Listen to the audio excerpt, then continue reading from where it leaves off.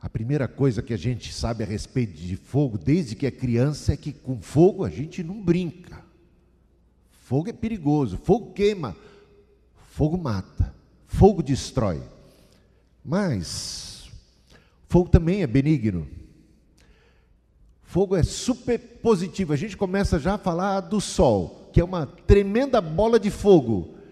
E quão benigno não é o sol para cada um de nós. O sol traz luz, o sol aquece, o sol traz vida. E a gente vai ver aqui que provavelmente a mais radical descoberta do ser humano foi a descoberta do fogo. Essa foi verdadeiramente revolucionária. Quando o homem descobriu o fogo, ele descobriu que o fogo ilumina, que o fogo aquece, que o fogo serve para cozinhar, que o fogo serve para esterilizar, para purificar. O fogo também afasta os predadores. O fogo, ele molda as coisas, e a partir do fogo você pode produzir a cerâmica, a porcelana, os metais, as ferramentas, o vidro, o cimento e uma série de outras coisas. O fogo é tremendamente positivo e favorável. Então, a gente precisa ter todo um cuidado em relação ao fogo. O fogo é perigoso, mas se você souber lidar com o fogo, você tira muito proveito. O fogo vai te beneficiar. O mesmo fogo que é contra você e ameaça você, se você não lidar bem com ele, é o fogo que te protege, que te defende, que afasta os predadores, que mata as bactérias. O fogo aquece e livra você de uma morte diante de uma friaca daquelas. O fogo traz luz no meio das trevas. Tantos benefícios. É notável observar que a primeira aparição de Deus a Moisés se deu por meio do fogo. Isso é muito importante, porque Deus, através do fogo, se revelou a Moisés. E sabíamos que Moisés estava ali no Monte Sinai e de repente a mata começou a arder em fogo. E o mais impressionante é que o fogo não consumia a sarça. Ela ardia em fogo e não era consumida. E guarda esta informação. Guarda esta informação. Ela é importante, daqui a pouco a gente vai voltar nela. Porque normalmente o fogo é destruidor de tudo aquilo que ele toca, não é? Mas a gente vê já uma revelação de Deus por meio do fogo, e aquilo que o fogo está tocando não está sendo consumido. Isso era misterioso para Moisés. E Deus vai falar através da sarça ardente. Deus vai se apresentar como o Criador, como eu sou. Apareceu-lhe o anjo do Senhor numa chama de fogo, por meio de uma sarça. Moisés olhou, e eis que a sarça ardia no fogo, e a sarça não se consumia. Êxodo capítulo 3, versículo 2.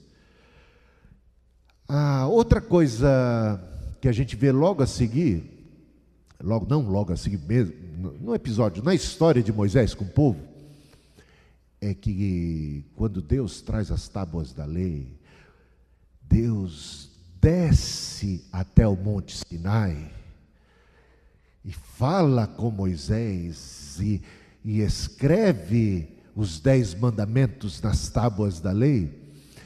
Essa descida de Deus sobre o Monte Sinai veio também na forma de fogo e fumaça. E o Monte Sinai estava aqui aos olhos do povo como que pegando fogo e fumaça, relâmpago, trovão. Então, mais uma manifestação de Deus em termos do fogo. Ali encontramos em Êxodo capítulo 19, versículo 18. Todo o monte Sinai fumegava, porque o Senhor descera sobre ele em fogo. O fogo é símbolo de santidade, é símbolo da glória de Deus e do poder de Deus. Temos alguns textos da Bíblia que apontam para isso. Daniel capítulo 7, versículo 9. Sua veste era branca como a neve, e os cabelos da cabeça como a pura lã. O seu trono eram chamas de fogo, e as suas rodas eram fogo ardente. Uma descrição como que do trono de Deus. Em Zacarias capítulo 2, versículo 5, temos o seguinte: pois eu lhe serei, diz o Senhor, um muro de fogo em redor, e eu mesmo serei no meio dela a sua glória. Gente, aquele negócio do fogo, fogo perigoso, fogo destruidor, com fogo não se brinca, mas de repente, este fogo que é puro poder, energia, quando ele está do nosso lado, nós estamos bem. Lembrem-se daquele momento em que Eliseu estava cercado por um exército inimigo. De repente, o servo de Eliseu sai da sua cabana e avista todo o monte ao redor, todo o acampamento rodeado por um exército inimigo. Ele disse: ai, vamos perecer. Veio Eliseu e disse: mais são aqueles que são por nós do que aqueles que são contra nós. Fez uma oração e os olhos do menino, do moço Geazi, se abriram para a realidade espiritual. E ele pôde ver algo que a gente não costuma ver com os olhos físicos. Ele pôde ver o exército de Deus em muito maior número e força e poder ao redor de todo aquele acampamento, em carruagens de fogo. É o que a gente vê lá em Zacarias, nessa profecia, capítulo 2, versículo 5. Pois eu, diz o Senhor, lhe serei um muro de fogo em redor, eu mesmo, no meio dela, a sua glória. Por isso, podemos deitar em paz e logo pegar no sono, porque se Deus é por nós, quem será contra nós? Se esse ser que é o ser mais poderoso do universo, criador de todos os sóis, estrelas, galáxias, se ele, que é tão santo, santo, santo, que o sol é uma boa figura de linguagem de sua glória e santidade, o fogo puro da sua santidade, e diante disso tudo tememos porque somos pecadores, mas de repente a gente vê um Deus favorável a nós, benigno, dando a nós condições de nos relacionarmos com Ele, e Ele passa a ser o nosso defensor. Que coisa maravilhosa, não é? Vamos lá? Ainda falando sobre o fogo como símbolo da santidade, da glória e do poder de Deus, temos o seguinte versículo, Isaías, capítulo 33, 14. Os pecadores em Sião se assombram, o tremor se apodera dos ímpios, e eles perguntam: quem dentre nós habitará com o fogo devorador? Quem dentre nós habitará com chamas eternas? Aí a gente lembra daquele salmo que diz: Senhor, quem entrará no teu santuário para te adorar? Quem tem as mãos limpas, o coração puro, é este. Mas quem somos nós? Ficamos como esses pecadores. Será que nossas mãos estão devidamente puras, nosso coração devidamente purificado? Somos nós pecadores? Como podemos ver a Deus? Aí a gente se lembra de Moisés. Moisés um dia quis ver a Deus. Deus disse: você não pode me ver, nenhum ser humano pode me ver e continuar vivo. Moisés insistiu, Deus, por amor a Moisés, e até mesmo devido ao grau de santidade de Moisés, que se destacava dentre os demais, disse: olha, eu não posso verdadeiramente me manifestar a você como eu sou, porque você não suportaria, porque você ainda é pecador. Mas eu vou deixar você ter um vislumbre da minha glória. Mas para isso, o que Deus fez? Tomou cuidado de colocar Moisés numa rocha. Naquela rocha esteve Moisés protegido para poder ter um vislumbre de Deus que fosse e ainda manter-se vivo. Meus irmãos, essa rocha é Jesus Cristo. Ele é o caminho, Ele é a porta para Deus. O véu do templo se rasgou de alto a baixo, que separava os homens de Deus. Em Cristo temos acesso ao Santo dos Santos e podemos contemplar, pelos méritos de Cristo, pelo seu sangue derramado, que nos perdoa e nos purifica de todo pecado. Ele é a nossa rocha. Se não, olha lá, aqueles que não estão na rocha, aqueles que não estão em Cristo, que permanecem ainda nos seus pecados, os pecadores mesmo dentre o povo de Deus, que não confessam os seus pecados, que não mantêm comunhão com o Senhor, os pecadores em Sião se assombram, o tremor se apodera dos ímpios, e eles perguntam: quem dentre nós habitará com fogo devorador?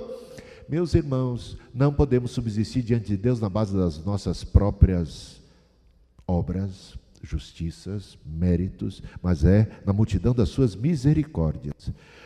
Temos proteção divina. Veja Isaías 43:2. Quando passares pelas águas, eu serei contigo. Quando pelos rios, eles não te submergirão. Quando passares fogo, não te queimarás, nem a chama arderá em ti. Seremos como a sarça, que de repente, milagrosamente, tem um contato com fogo e não é consumida. Meus irmãos, você e eu, pela graça do Espírito Santo, nos tornamos templo do Espírito Santo de Deus. Fogo puro, não é não? Porque Jesus prometeu, Deus prometeu no Antigo Testamento, João Batista reforçou a ideia, e apontando para Cristo disse: Ele vos batizará com o Espírito Santo e com fogo. De repente somos tocados pelo fogo de Deus e não somos consumidos, somos purificados e nos colocamos numa condição adequada de relacionamento com Deus, por proteção divina, por um cuidado de Deus, por essa rocha que é Cristo Jesus. Não se queimaram. Quem? Mesaque, Sadraque e Abednego. Mesaque, Sadraque e Abednego, fiéis ao Senhor, não se dobraram diante da estátua de Nabucodonosor e foram condenados à morte. Foram lançados numa fornalha que estava com fogo tão incandescente que os soldados de Nabucodonosor, aqueles encarregados de colocarem Sadraque, Mesaque e Abednego dentro da fornalha, ao se aproximarem com o intuito de colocarem os três lá dentro, eles morreram. Tal era a temperatura. Os soldados morreram, mas foram sozinhos e lá estavam dentro da fornalha Mesaque, Sadraque e Abednego, e não estavam sozinhos, não é mesmo? Quantos foram lançados dentro da fornalha? 3. Mas de repente, um quarto homem, segundo a palavra de Nabucodonosor, um como filho dos deuses, era quem? Nosso Senhor Jesus Cristo, a rocha, nosso Senhor Jesus Cristo, o caminho, o mediador entre Deus e os homens, e por conta de sua presença milagrosa, bendita, puderam Mesaque, Sadraque e Abednego suportarem as chamas e não serem consumidos. O maior fogo possível produziu o rei Nabucodonosor, mas Deus produziu um resultado diferente. Vamos mais adiante. Lembramos agora de Isaías. Veja que Isaías, certa feita, foi ao templo e lá teve uma visão. De repente se viu diante de Deus. E diante de Deus estavam os anjos cantando e adorando ao Senhor. E o texto bíblico diz o seguinte, a partir do versículo 4 de Isaías 6: a casa se encheu de fumaça. Eu aprendi que onde há fumaça há? Onde há fumaça há? Fogo. Significa o quê? Que a presença de Deus, o trono de Deus, tinha fogo. Fogo, mais uma vez o fogo relacionado a Deus. Ah, sim. Diante do fogo de Deus, diante do fogo que representa a santidade divina, a glória divina, o que disse Isaías? Ai de mim, estou perdido, habito no meio de um povo de impuros lábios, os meus lábios são impuros igualmente. Não posso contemplar e continuar vivo. Não posso encarar o fogo de Deus. Eu vou ser destruído. Esse fogo é destruidor. Mas de repente, veja só o que diz a Bíblia. Então um dos serafins voou para mim, trazendo na mão uma brasa viva que tirara do altar. Com uma tenaz, com a brasa tocou a minha boca. Meus irmãos, o altar de Deus tem fogo contínuo segundo as prescrições do Antigo Testamento, as ordenanças da lei. O altar de Deus nunca pode faltar lenha, nunca pode faltar fogo. O altar de Deus é puro fogo, e desse altar de Deus, onde tem o fogo de Deus, o anjo foi com uma tenaz e pegou uma brasa viva tirada do altar, vai com fogo na direção da cabeça desse profeta chamado Isaías, e toca exatamente na parte que o próprio Isaías confessou ser a parte mais impura de seu ser, a sua língua. Sou um homem de lábios impuros, habito no meio de um povo de impuros lábios. Quando a brasa viva toca na sua língua, o fogo de Deus está tocando. Mas em vez desse fogo ser um fogo para a destruição da língua, foi um fogo para a purificação da língua. O que você acha disso? Meus irmãos, nós estamos vivendo dias da graça de Deus, onde você pode ter um contato com o fogo de Deus, mas não com o fogo destruidor.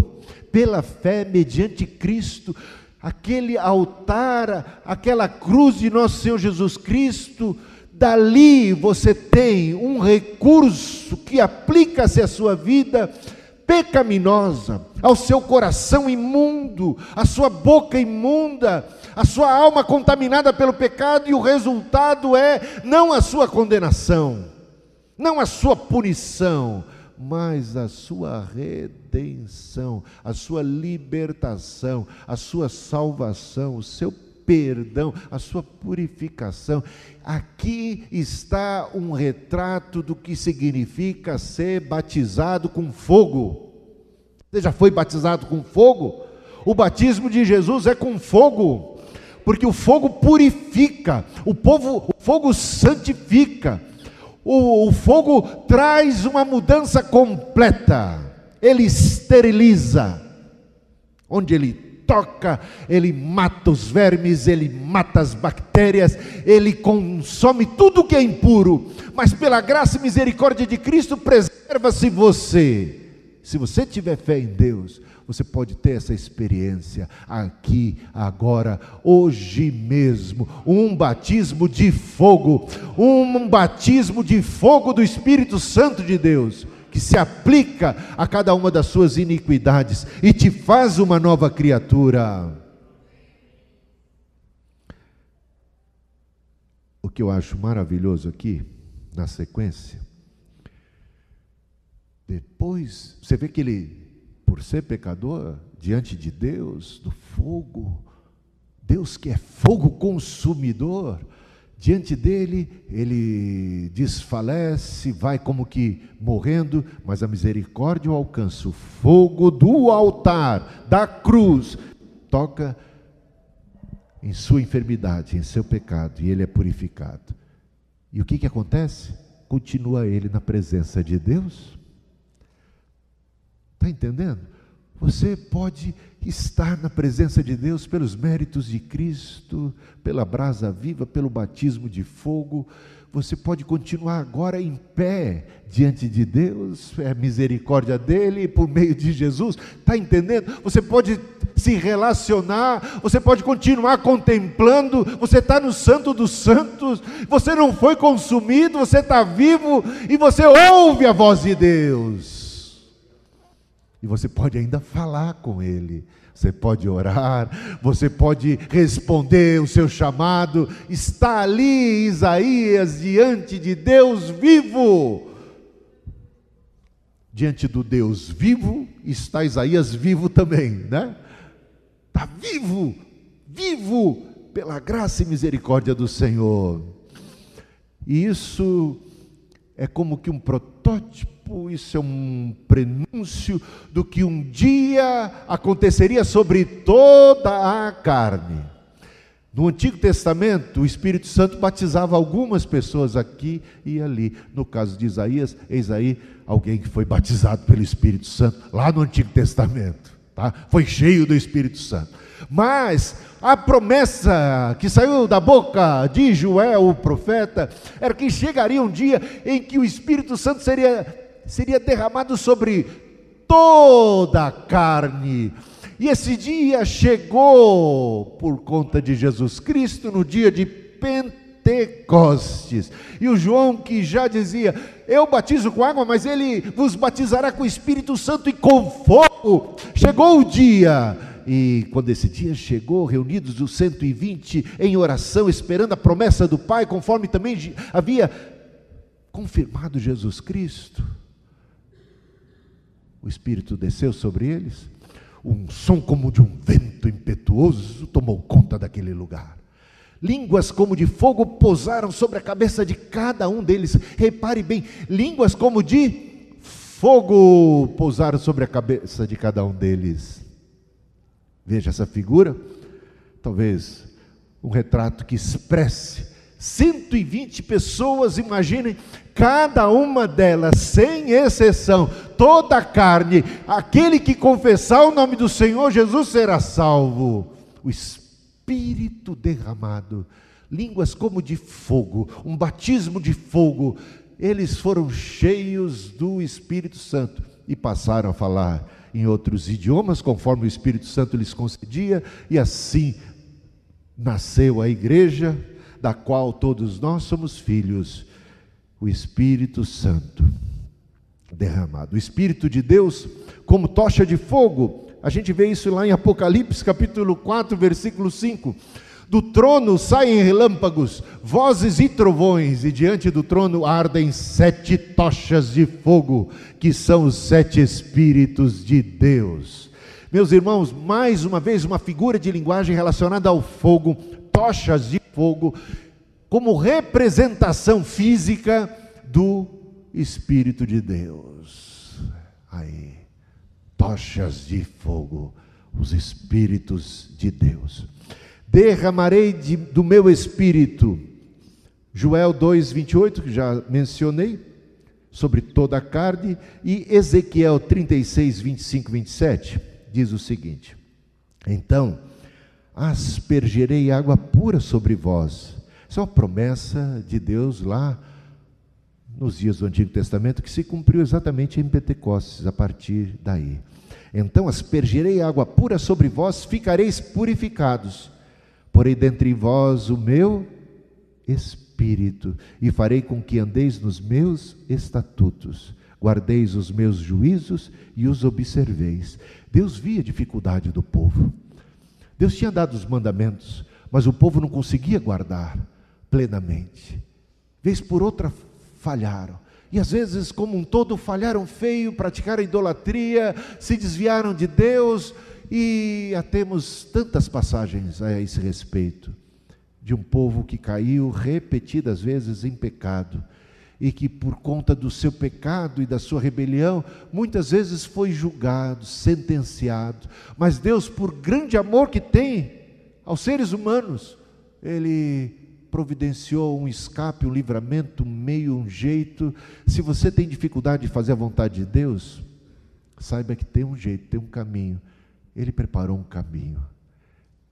Ele não está dando para você uma incumbência, Ele não tem para você um propósito, Ele não diz para você, olha, haja desse jeito e não daquele, e agora deixa você sozinho e quer ver como é que você vai se virar.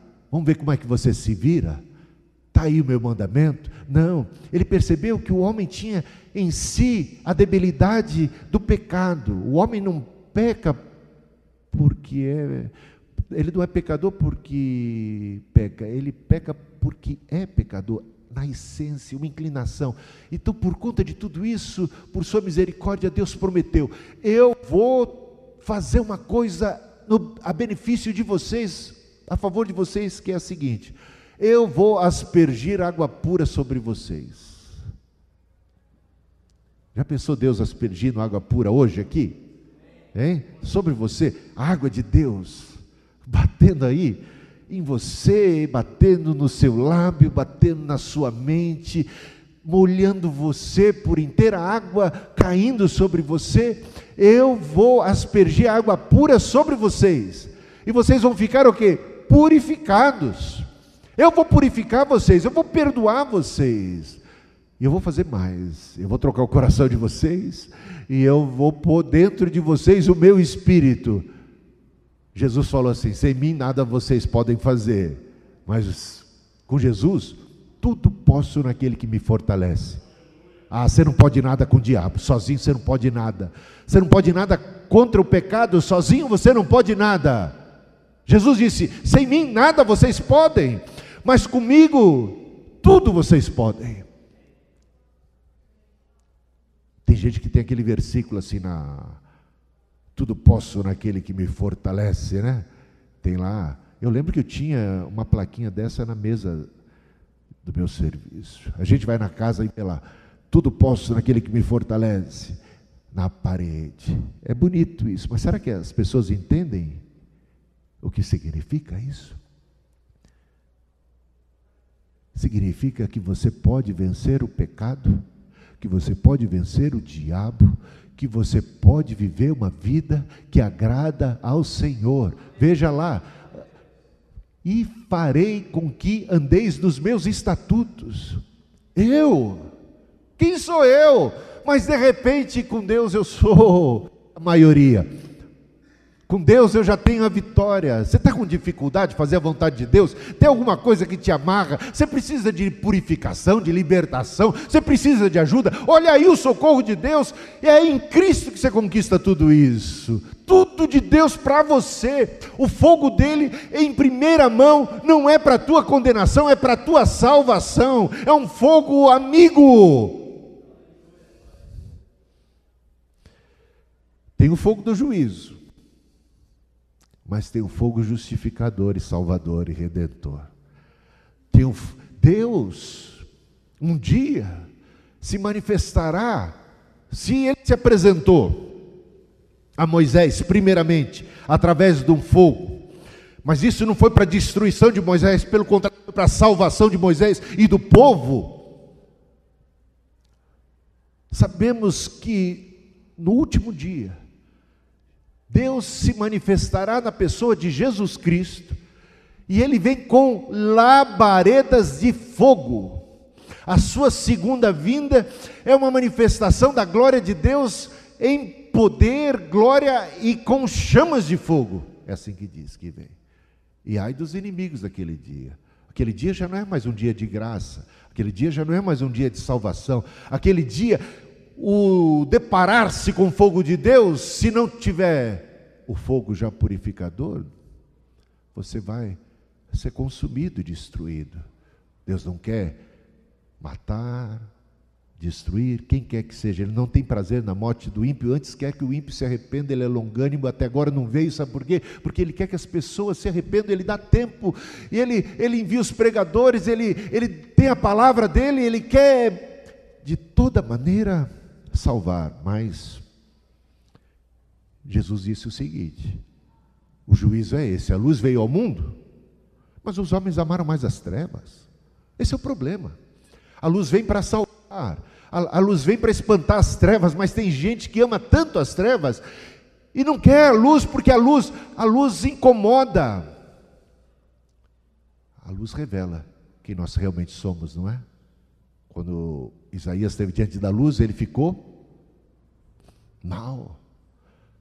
Ele percebeu que a luz escancarava a sua própria realidade. Ele percebeu-se diante de Deus como uma pessoa totalmente indigna, que não tinha como continuar vivo diante do Santíssimo. Clamou por misericórdia, a misericórdia veio.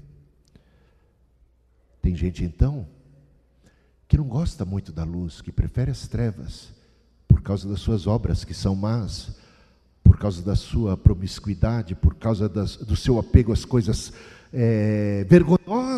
vergonhosas, que se de repente a luz brilha sobre sua vida, escancara a realidade, e isso depõe contra talvez uma imagem pública que temos. Temos uma imagem pública, mas Deus conhece a nossa imagem real, que nós somos lá na intimidade. Mas chegará o dia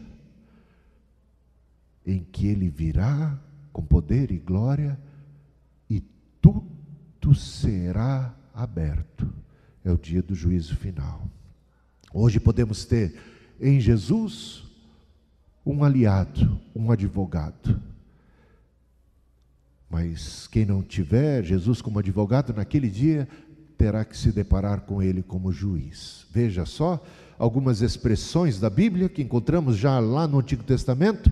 Deuteronômio 4, 24. Porque o Senhor teu Deus é fogo que consome, é Deus zeloso. De Deus não se zomba, aquilo que o homem plantar, isso ele vai colher. Porque o nosso Deus é fogo consumidor. Hebreus capítulo 12, versículo 29. Porque tem gente que entende tão errado a Bíblia, fala: o Deus do Antigo Testamento era bravo. Ainda bem que o Deus do Novo Testamento é bonzinho, né? Gente, o Deus do Antigo Testamento é o Pai de nosso Senhor e Salvador Jesus Cristo. É o mesmo Deus que nos amou de tal maneira que deu seu Filho unigênito.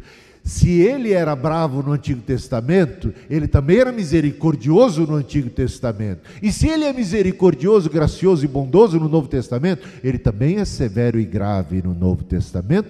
Portanto, você não vai ver um Deus esquizofrênico, de duas caras, sei lá, da pá virada lá no Testamento, que aí se converteu no Novo, está mais bonzinho.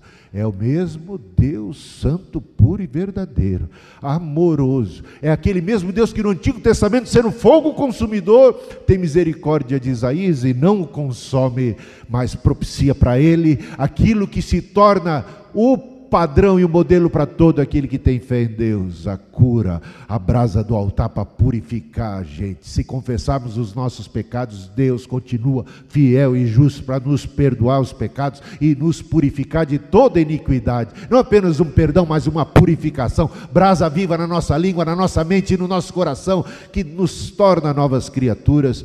Ele continua no Novo Testamento, conforme o autor de Hebreus, capítulo 12, versículo 29, sendo um fogo consumidor, mas que não quer consumir, que não tem prazer em consumir, em destruir, tem prazer em salvar, em redimir, mas as pessoas não querem ser redimidas, e Ele respeitará isso. Ele quer salvar todo mundo. Ele não me ama mais do que ama aquele que está distante, rebelde e que até blasfema. Ele ama a todos de uma maneira tremenda, e quer porque quer salvar, mas não vai salvar ninguém a contragosto, não vai levar ninguém a fórceps para o céu. Ele criou os seres humanos livres e respeita a liberdade, a decisão das pessoas. Ele procura atrair pelo amor, mas Ele não quer que seja por força nem por violência, mas pelo Espírito. De medo não atinará com a sua rocha de refúgio. Os seus príncipes espavoridos desertarão a bandeira, diz o Senhor, cujo fogo está em Sião e cuja fornalha é em Jerusalém. Isaías 31:9. Jesus Cristo veio como fogo também. Tem gente que entende tão mal Jesus, que acha que Jesus é aquele... É a mãe Joana, né? Você já ouviu falar da casa da mãe Joana? Faz o que você quiser, pinta e borda. A mãe Joana não dá um pio, não reclama de nada. Se tem a mãe Joana aqui entre nós, me desculpa falar assim, mas a mãe Joana é banana. Deus não é banana. Repara bem. Para isto se manifestou o Filho de Deus, para destruir as obras do diabo. 1 João 3,8. Olha a palavra que saiu da boca de Jesus. Lucas 12:49. Eu vim para lançar fogo sobre a terra, e bem quisera que já estivesse a arder. Mas é o mesmo Jesus que é amor, agora está lançando fogo sobre a terra? Meus irmãos, antes dele vir para julgar os vivos e os mortos, quando ele vier, segunda vez, vai ser fogo sobre a terra, será juízo sobre os impenitentes, sobre toda a maldade, sobre todo o mal. Ele veio mesmo para desfazer as obras do diabo, e o mal, as obras do diabo, a iniquidade, o pecado e toda a malícia estão com os dias contados. Ele mesmo será o juiz de toda a terra. Mas antes, vem ele com misericórdia, com graça, vem ele Salvador. Que coisa boa poder nos apegarmos a Cristo e a sua misericórdia enquanto é dia. Eis aqui agora o dia sobremodo oportuno de salvação, dia aceitável. Os seus olhos, diz o autor de Apocalipse, são como chamas de fogo. Esses são os olhos de Cristo, olhos de santidade, de pureza. E 2 Tessalonicenses 1, 7 e 8, eu já citei assim de en passant, mas agora farei a leitura. E a vós outros que sois atribulados, aqueles que esperam em Cristo, estão passando por angústia, alívio juntamente conosco, quando do céu se manifestar o Senhor Jesus, com os anjos de seu poder, em chama de fogo. Esse é o dia da segunda vinda de Cristo, tomando vingança contra os que não conhecem a Deus e contra os que não obedecem ao Evangelho de nosso Senhor Jesus Cristo. Dia de alegria e salvação para uns, de condenação e tristeza para outros. O fogo de Deus, como eu já disse no princípio, precisava estar continuamente aceso. Levíticos 6:12. O fogo, pois, sempre arderá sobre o altar, não se apagará. Mas o sacerdote acenderá lenha nele cada manhã. Isso diz respeito ao templo do Antigo Testamento, ao tabernáculo. Meus irmãos, aonde é que está o tabernáculo nos dias do Novo Testamento? Quem é o templo? Nós. Não pensa só você, nós somos o templo.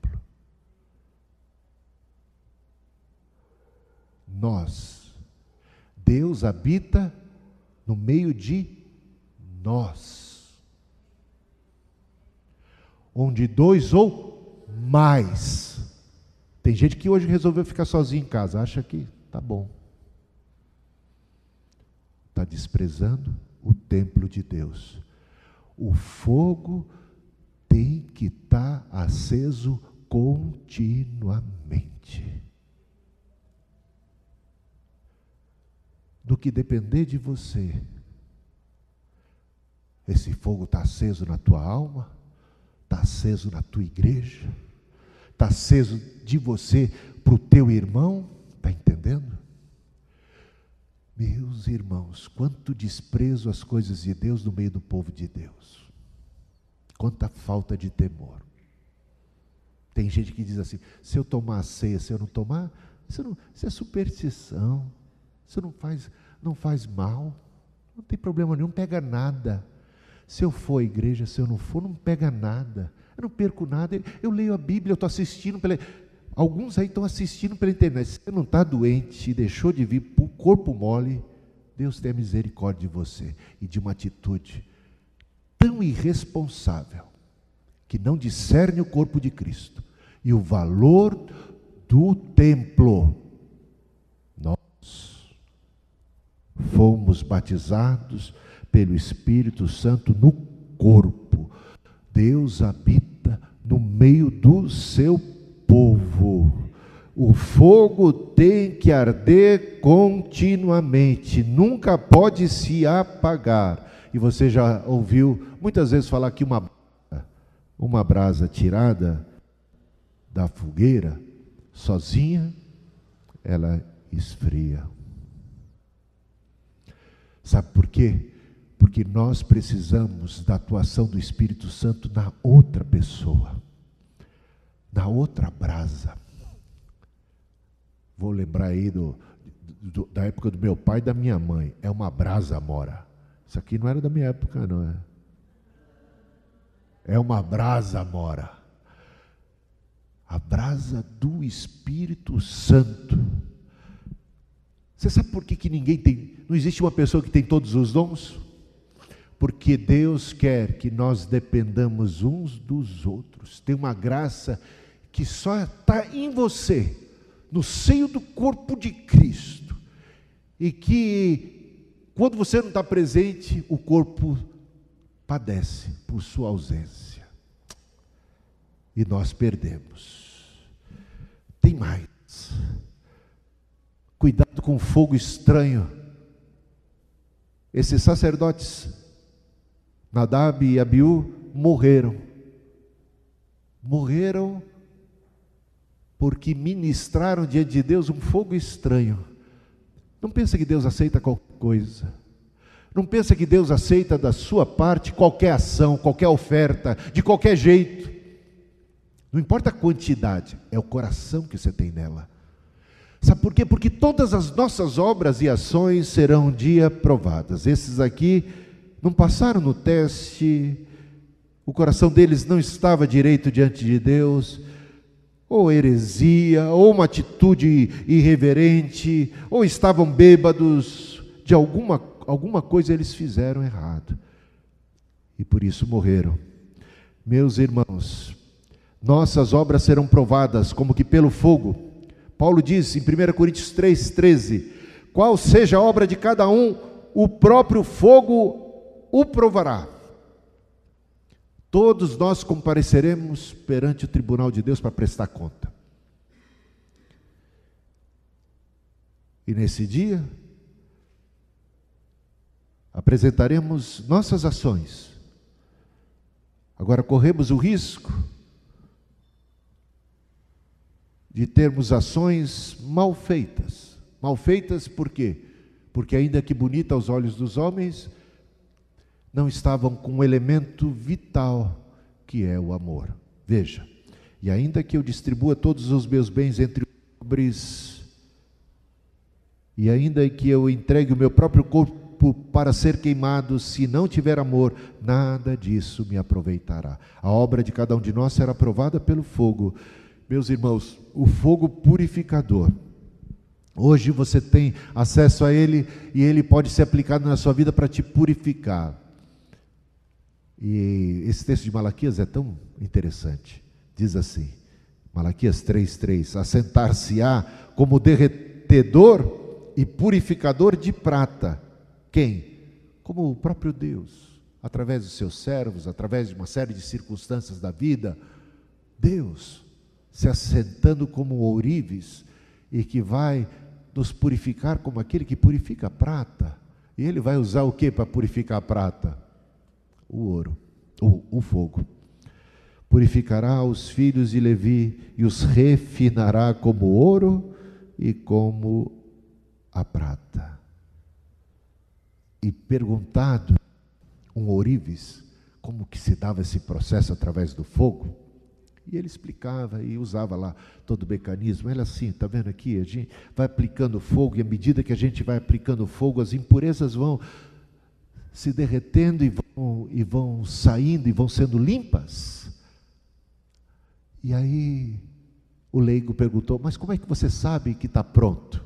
Aí o ourives disse: é fácil, eu sei que está pronto quando eu consigo ver o meu rosto refletido na prata.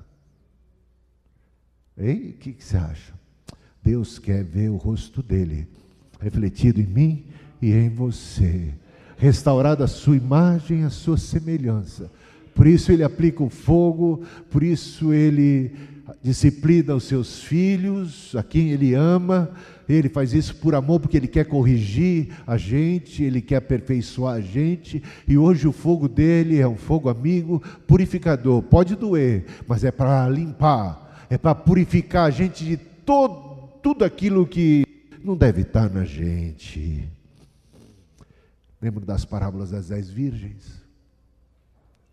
De repente chega o Senhor. Jesus vai voltar, ele não marca a hora para voltar, e se ele viesse hoje, estaríamos nós com as nossas lâmpadas cheias.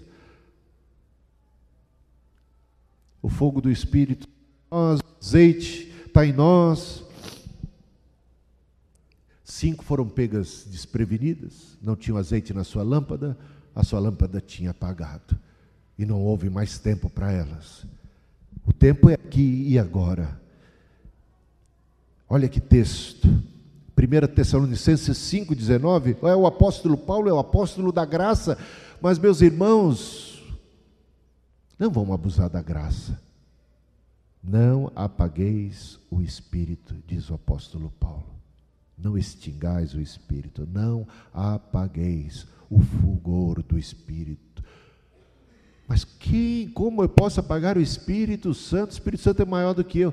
Você pode, porque o Espírito Santo vem a você na forma de uma pomba, porque o Espírito Santo é sensível e a gente pode inclusive entristecê-lo. Não diz a palavra? Não entristeçais o Espírito Santo. Você pode entristecer o Espírito Santo. A palavra também diz: enchei-vos do Espírito Santo, e a gente pode não se encher.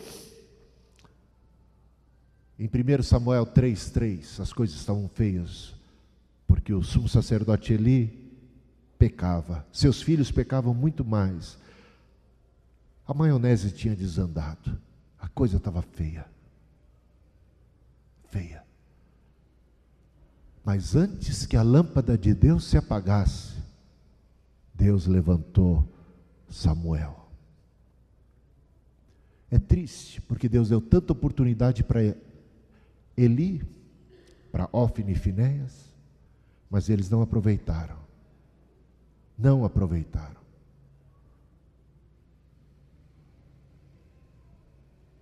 Certamente Deus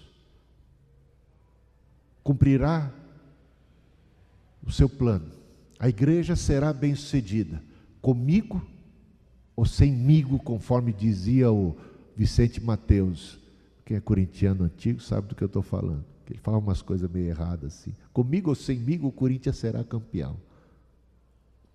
Comigo ou semigo, a igreja será bem-sucedida. Com Eli ou sem Eli. Com Ófine e Finéias arrependidos, ou como bem sabemos, sem Ófine e Finéias, porque não se arrependeram, mas Deus levantará e sempre terá aqueles que são seus, aqueles que são tementes ao Senhor. Ele, antes que a lâmpada de Deus se apagasse, ele levantou o moço, chamou Samuel, e por isso nos chama hoje: enchei-vos do Espírito Santo. Jesus disse: vocês são a luz do mundo. Meus irmãos, para a gente ser a luz do mundo é porque o fogo de Deus tem que estar dentro de nós, porque é essa tocha do Espírito que brilha em nós e que nos santifica e nos faz resplandecer a glória de Deus. Assim brilhe também a vossa luz diante dos homens, para que vejam as vossas boas obras e glorifiquem o Pai que está nos céus. Amém?